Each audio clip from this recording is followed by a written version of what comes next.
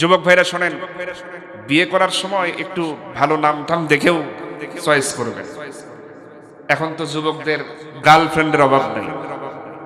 এক একটা যুবক 8-10টা গার্লফ্রেন্ড নিয়ে চলাফেরা করে, মানে মোবাইলে আর কি। এখন তো মোবাইলের যুগ, মানে একই মেসেজ 10 জনের কাছে মুহূর্তের মধ্যে দিয়ে দিচ্ছে, তুমি আমার, তোমাকে ছাড়া আমি বাঁচবো না। কথা বলেন ঠিক কিনা? এই যুবক ভাই এখানে কারা আছেন দেখি হাত তোলেন তো, হাত তোলেন। যারা যারা প্রেম করছেন তারা তারা হাত তোলেন। হ্যাঁ, ওই যে হাত তুলে আছে, এই আপনারাই প্রেম করছেন, তুলেই আছে বা আপনার সাহস, হাত নামান। প্রেম করে ছেঁকা খাইছেন কারা দেখি হাত তোলেন। দেখছেন সাহস, হাত নামান। ছেঁকাও খাইছেন আবার। শোনেন, দুনিয়াতে নারীদের পিছনে এইভাবে অবৈধ সম্পর্ক করে দুনিয়ায়ও লস, আখেরাতেও লস। কথা বুঝতে পেরেছেন? কারণ আপনি এই কেশবপুরে বা যশোরে, আপনি গদখালি বাজারের তো ফুল সারা বিশ্বে চলে, ঠিক আছে? এখন হয়তো গোলাপ কিনলেন, আপনার গার্লফ্রেন্ডকে হাদিয়া দিলেন, উপহার দিলেন, গিফট করলেন, সম্পর্ক তৈরি হলো অবৈধভাবে, বুঝলাম। কিন্তু দেখবেন যত জায়গায় যাবেন, রিক্সা গেলেও, রিক্সাতে চড়লেও আপনার রিক্সা ভাড়া দেওয়া লাগবে, হোটেলে খাবার খেলেও হোটেলের বিল আপনাকেই দেওয়া লাগবে, ওই যে কিছু উপহার দিবেন, গিফট কিনবেন, তাও তো আপনার টাকাই খরচ হবে, মানে পকেট ফাঁকা করতে যা করা লাগে তা করে ছাড়বে। তাহলে দুনিয়াতেও লস, আবার গুনার বোঝা তো আছেই, আবার আখেরাতেও শাস্তি আছে না? তাহলে কি এসব করা যাবে? যাবে না। অতএব প্রেম করে ছেঁকা খাওয়া এই দলে না যায়, আমি কিছু টিপস দেব, এটা যদি মানে চলতে পারেন, হাদিস যদি ফলো করতে পারেন, আল্লাহ পাক আপনাকে উত্তম জীবন সঙ্গিনী দান করে দেবেন। সুবহানাল্লাহ বলবেন না? আমার বন্ধুগণ, ফাতিমা নাম বলতেছিলাম, খেয়াল করুন, নাম যখন চলে এসেছে, আমার ভাইরা, ঘটনাটা বলার আগে একটু বলে নেই, নারীদের ব্যাপারে আল্লাহ রাব্বুল আলামিন এমন কিছু নারীদের ব্যাপারে জান্নাতের ফয়সালা দিয়ে রেখেছেন, যাদের মধ্যে 14 জনের নাম আমি আপনাদের সামনে এখন বলবো। কত জনের নাম আমরা শুনেছি? আশরায়ে মুবাশশারা, 10 জন জান্নাতি সাহাবী, দুনিয়াতে যারা সার্টিফিকেট পেয়েছেন, সুসংবাদ পেয়েছেন জান্নাতের, এমন 10 জন সাহাবীর নাম আছে না নাই, যাদেরকে আশরায়ে মুবাশশারা বলা হয়। শুধু তাই নয়, নারীদের ব্যাপারেও কিন্তু জান্নাতের ফয়সালা করা আছে।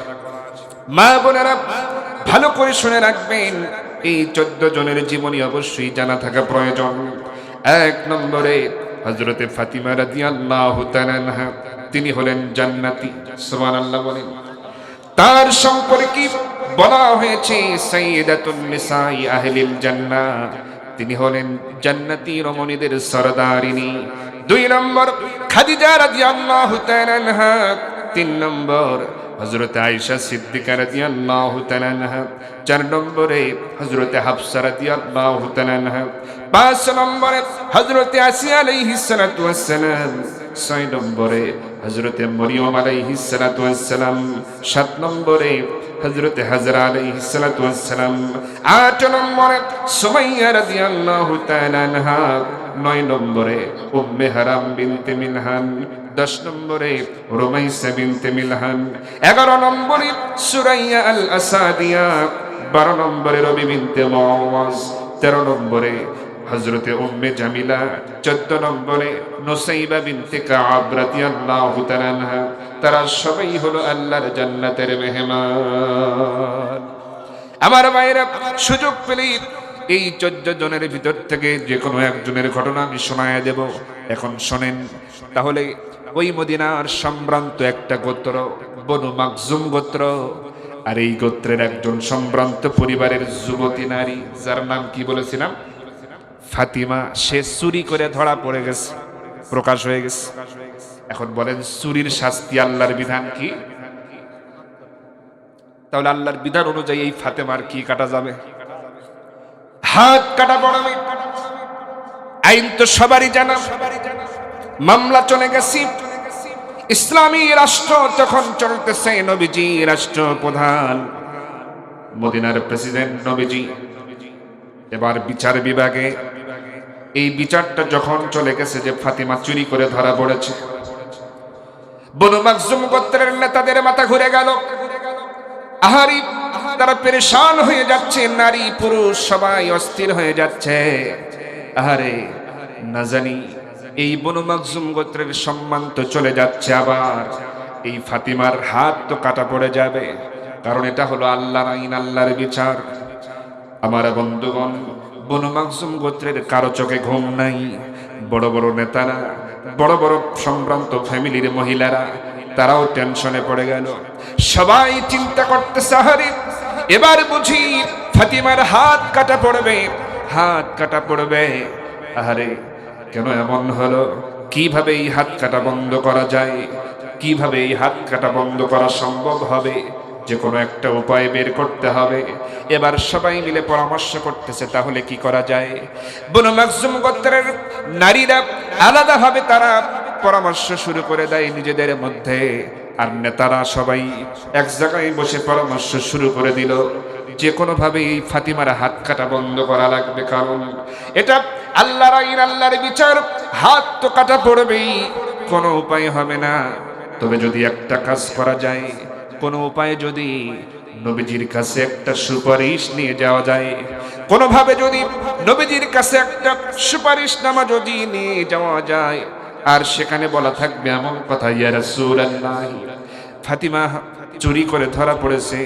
আমরা তো জানি আইন হলো আল্লাহর হাত কাটা পড়বে, কিন্তু একটা উপায় আপনি বের করে দেন, কারণ আপনি আল্লাহর নবী। আপনি চাইলে হয়তো কোনো উপায় বেরও হতে পারে। যদি এমনটা করেন, একটা উপায় বের করে দেন, প্রয়োজন আমরা এই হাত কাটা, এই হাতের বদলে অন্য কিছু দিয়ে আমরা শোধ করে দেব, মূল্য পরিশোধ করে দেব।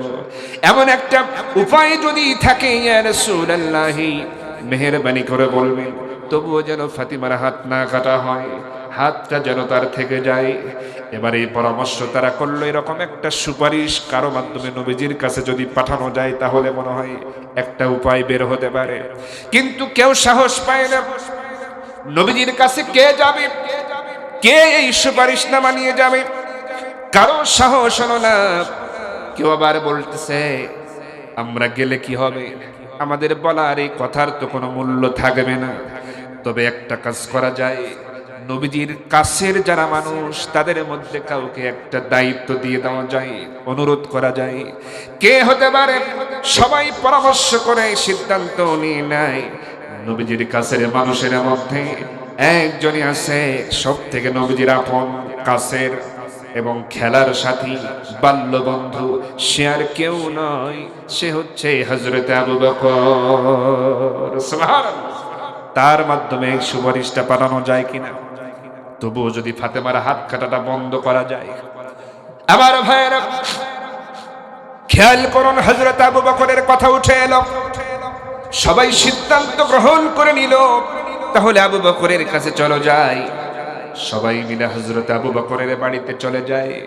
সালাম দিয়ে বলতেছে, আবু বকর, আপনি হলেন নবীজির কাছের মানুষ, আপনি হলেন নবীজির বন্ধু, আপনি হলেন নবীজির খেলার সাথী, আপনি হলেন নবীজির শ্বশুর, সব দিক থেকে আপনি হলেন কাছের।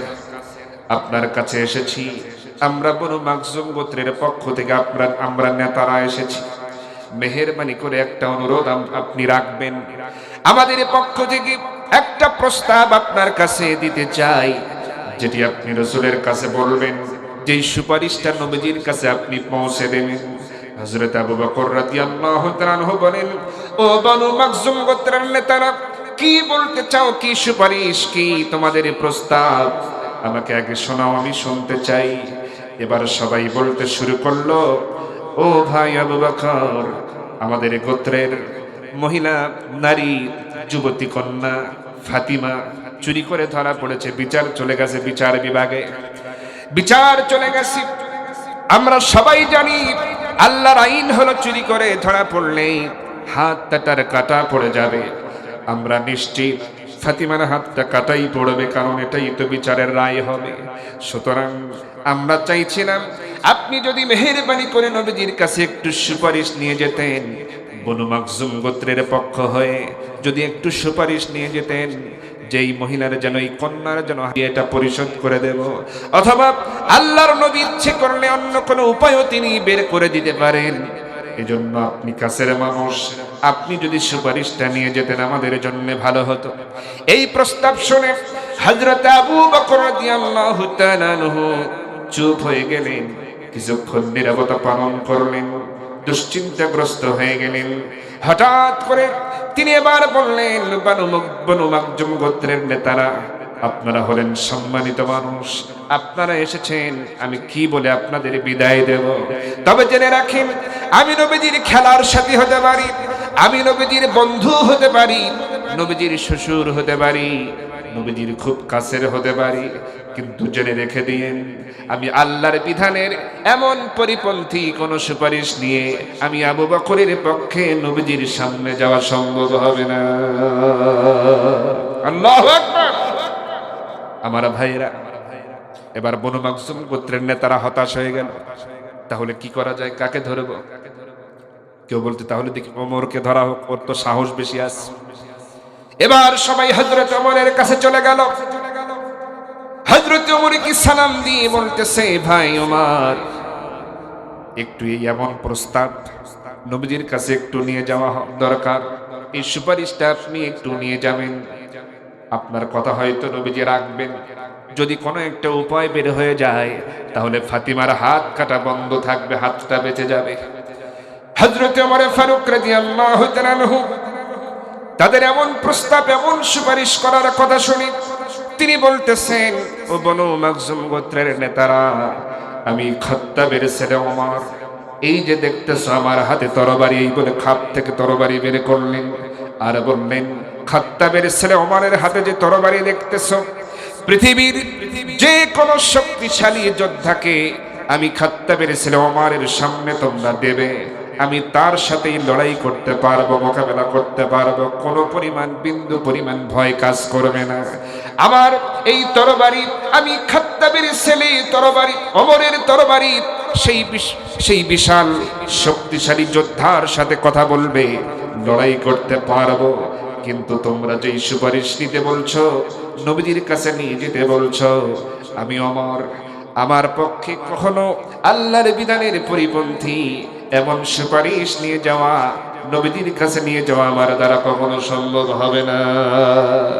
কারণ হলো, আমি ওমর শক্তিশালী হতে পারি, আমি ওমর সাহসী হতে পারি, কিন্তু আল্লাহর আইনের কাছে আমি ওমর এতিমের মতো।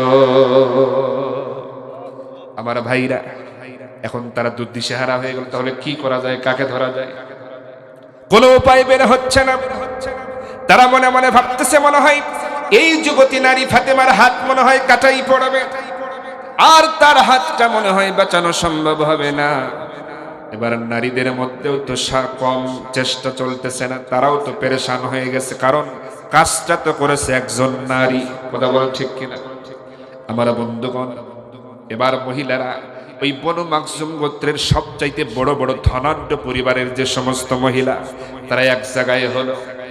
বেশ কিছু মহিলারা একত্রিত হলো, সিদ্ধান্ত নিল, পরামর্শ করলো, সিদ্ধান্ত নিল, চলো আমরা হযরতে আয়েশার কাছে আমরা যে আম্মা জান আয়েশার সাথে একটু দেখা করি, তাকে গিয়ে আমরা অনুরোধ করে বলবো যদি একটা রাস্তা বের হয়ে যায়। এবার এই বনু মাখজুম গোত্রের নারীরা, সম্ভ্রান্ত পরিবারের এই নারীরা, মহিলারা সবাই চলে গেল নবীজির বাড়িতে। নবীজি তো দিনের কাজে বাইরে আছেন। বাড়িতে গিয়ে আম্মা জান আয়েশাকে সালাম দিলেন, সালাম দিয়ে আম্মা জান আয়েশাকে ডাকলেন। আম্মা জান আয়েশা সালামের জবাব দিয়ে বাইরে বের হলেন।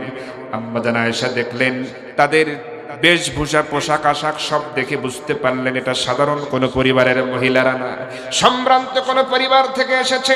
প্রত্যেকটা মহিলাই ধনাঢ্য পরিবার, সম্ভ্রান্ত পরিবার, মান মর্যাদাশীল পরিবার থেকেই এসেছে। আম্মা জান আয়েশা দেখেই বুঝতে পারলেন। এবার এই মহিলারা এসে আম্মা জান আয়েশাকে বলতেছেন, আম্মা জান, আমরা এসেছি বনু মাখজুম গোত্র থেকে, আমরা সবাই তার পরিচয়গুলো দিয়ে দিচ্ছে একে একে।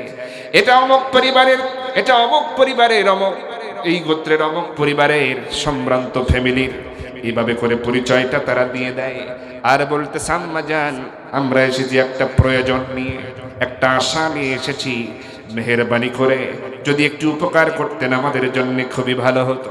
আম্মা জান আয়েশা সিদ্দিকা রাদিয়াল্লাহু তাআলা আনহা তাদেরকে ঘরে বসতে দিলেন। বসতে দিয়ে তাদের কথা শোনার জন্য তিনি বসে পড়লেন। বললেন, ও মহিলারা, আপনারা সম্মানিত গোত্র থেকে এসেছেন, সম্ভ্রান্ত পরিবার থেকে এসেছেন, দেখেই বোঝা যায় আমি কি খেদমত করতে পারি একটু বলেন আমাকে। এবার মহিলারা বলতেছি, আম্মা জান, আমরা এসেছি একটা বিপদে পড়ে। আমাদের গোত্রের, বনু মাখজুম গোত্রের আমাদের এক কন্যা, আমাদের এক যুবতী নারী ফাতিমা যার নাম, সে চুরি করে ধরা পড়েছে। বিচার চলে গেছে বিচার বিভাগে, আদালতে। আর সবাই জানি চুরি করলে হাত টাত কেটে দেওয়া হয়, এটা হলো আল্লাহর বিধান। আমরা এসেছি আম্মা জান, মেহেরবানি করে আপনি যদি একটা সুপারিশ নবীজির কাছে যদি একটু মেহেরবানি করে বলতেন, নবীজি যখন আসবেন রাতের বেলায়, যখন ঘুমাতে যাবেন, নবীজির কানের কাছে মেহেরবানি করে একটু শোনায়া দিতেন, এই সুপারিশটা যদি একটু করতেন যে বনু মাখজুম গোত্রের ওই কন্যা ফাতিমার যেন হাতটা না কাটা হয়, আর যে কোনো কিছুর বিনিময়ে যেন তার হাতটা বেঁচে থাকে, প্রয়োজন অন্য কিছু দিয়ে পরিশোধ করা হবে, মূল্য আমরা দিয়ে দেব, মূল্য তারা দিয়ে দেবে। এই কথা বলে যদি নবীজিকে একটু বুঝাতেন তাহলে ভালো হতো, আমাদের জন্য অনেক উপকার হতো।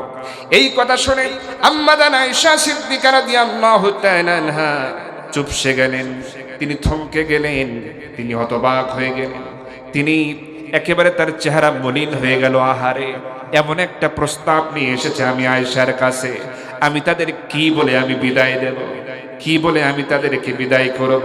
তিনি চিন্তায় পড়ে গেলেন, মনে মনে ভাবতেছেন, আহারে, এত বড় সম্ভ্রান্ত পরিবারের মহিলারা এসেছে আমার কাছে, আমি এখন তাদের কি জবাব দেব, কি বলে বিদায় করব তাদের? ওইরকম ভাবে অনেকক্ষণ চুপচাপ থাকতেছেন, কোনো কথা নাই। এবার মহিলাদের ভিতর থেকে বলা হচ্ছে, আম্মা জান আয়েশা, কি হলো, একটা কিছু বলুন, কি কারণে চুপ করে আছেন? মেহেরবানি করে আমাদেরকে একটু সহযোগিতা করুন। আম্মা জান আয়েশা এবার মুখ খুললেন, বলতেছেন, ও মহিলারা, ও বনু মাখজুম গোত্রের মহিলারা, তোমরা জেনে রাখো, আমি নবীজির স্ত্রী হতে পারি, আমি নবীজির স্ত্রী হতে পারি, কিন্তু আল্লাহর বিধানের পরিপন্থী এমন কথা নবীজির কাছে বলা আমার দ্বারা কখনো সম্ভব হবে না। আল্লাহু আকবার। এখন সবাই হতবাক হয়ে গেল, হতাশা তাদের মধ্যে কাজ করছে। এখন তাহলে উপায় কি? আম্মা জান আয়েশা কথা বললেন, সবার চেহারা মলিন হয়ে গেল, চুপচাপ, কেউ কোনো কথা বলে না। তারা ভাবতেছে তাহলে ফাতিমার হাত মনে হয় আর বাঁচানো গেল না, কাটাই পড়ে গেল, এই কন্যা, যুবতী কন্যার হাত কাটা হবে, ঠেকানো গেল না, কোনোভাবেই কোনো উপায় বের হলো না। এবার কিছুক্ষণ পরে আম্মা জান আয়েশা বলতেছেন, ও মহিলারা, আমি তো বলতে পারবো না, তবে আমি তোমাদের একটা পরামর্শ দিতে পারি। সুবহানাল্লাহ বলতেছে, আমি তোমাদের একটা পরামর্শ দিতে পারি। এই কথা শুনে মহিলারা তো একটা আশ্চর্য হয়ে গেছে, একটা আশার সঞ্চার তাদের ভিতরে চলে আসে। তারা বলতেছে, আম্মা জান, কি পরামর্শ আছে, তাড়াতাড়ি বলুন। আম্মা জান আয়েশা বলতেছেন, আমি বলতে পারবো না, তবে আমি এটা বলে দিতে পারি, নবীজির কাছে এই সুপারিশ যে নিয়ে যেতে পারবে একজনই আছে এমন, আমি তার নাম তোমাদেরকে বলে দিতে পারি। একজনই আছে এই সুপারিশ নিয়ে নবীজির কাছে দিতে পারবে, বলতে পারবে, এই কথা আমি তোমাদের বলতে পারি। আমার ভাইরা, আপনারা কি শুনবেন তার কথা? সম্মানিত হাজিরিন, আলোচনা করতে করতে কখন যে 11:30 বেজে গেছে, আমার তো মনে হয় শেষ করে দেওয়া দরকার, তাই না? বলবার কিছুক্ষণ? যুবক ভাইরা আছেন তো সবাই? অনেকে ঘুমাচ্ছে। লিল্লাহে তাকবীর। না, ওই যে চাচা, ওই যে এইভাবে আছে, এখনো সোজা হয় নাই, এটা গুতা মারেন না, এখন সোজা হয়েছে। লিল্লাহে তাকবীর। এখনো মুখ খোলে নাই, একটু মুখ খোলেন, একটু ক্ষুধা লাগুক, একটু ক্ষুধাটা ভালো করে লাগুক, আপনাদের খাবার দেব তো। লিল্লাহে তাকবীর। মুসলমানদের হাতিয়ার তো এটাই, আল্লাহর নামের তাকবীর দেওয়া। কথা বলেন ঠিক কিনা? সব জায়গাতেই আল্লাহর নামের তাকবীর, আল্লাহু আকবার, কে বড় বলেন? আল্লাহ নিজেই নবীজিকে বলছেন যে আপনিও তাকবীর দেন। ইয়া আইয়ুহাল মুদাথথির কুম ফাআনযির রাব্বাকা ফাকাব্বির।